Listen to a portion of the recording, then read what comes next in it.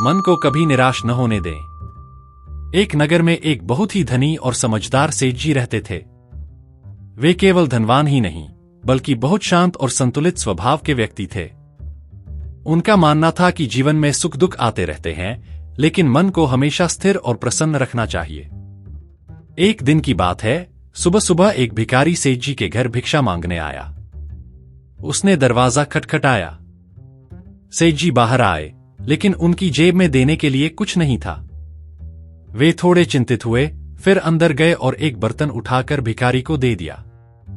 वह बर्तन चांदी का था, लेकिन उस समय सेठ जी ने इस बात की परवाह नहीं की। भिखारी खुश होकर वहां से चला गया। कुछ देर बाद सेठ जी की पत्नी आई और जब उसने वह बर्तन नहीं देखा तो घबरा गई।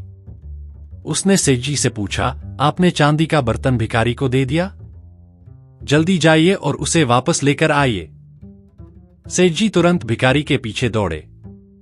उन्होंने उसे रोका और कहा, भाई, मेरी पत्नी ने बताया है कि यह बर्तन चांदी का है। कृपया इसे सस्ते में मत बेचिएगा। इतना कहकर वे मुस्कुराते हुए वापस आ गए। यह देखकर वहां खड़े एक मित्र को आश्चर्य हुआ। उसने पूछा, जब आपको पता था कि यह बर्तन चांदी का है, तो आपने उसे वापस क्यों नहीं लिया? सेठ जी मुस्कुराए और बोले, मैं अपने मन को इस बात का अभ्यास कर रहा हूं कि बड़ी से बड़ी हानि में भी मैं दुखी या निराश न होऊं। अगर मैं छोटी छोटी चीजों पर दुखी हो जाऊंगा तो बड़े नुकसान को कैसे सह पाऊंगा? उनकी यह बात सुनकर सभी लोग प्रभावित हुए। सेठ जी ने सिखाया कि जीवन में सबसे जरूरी चीज हमारा मन है।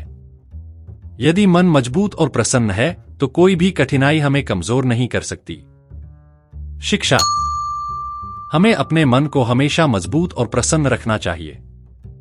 छोटी छोटी हानियों से घबराने के बजाय धैर्य और संतुलन बनाए रखना ही सच्ची समझदारी है।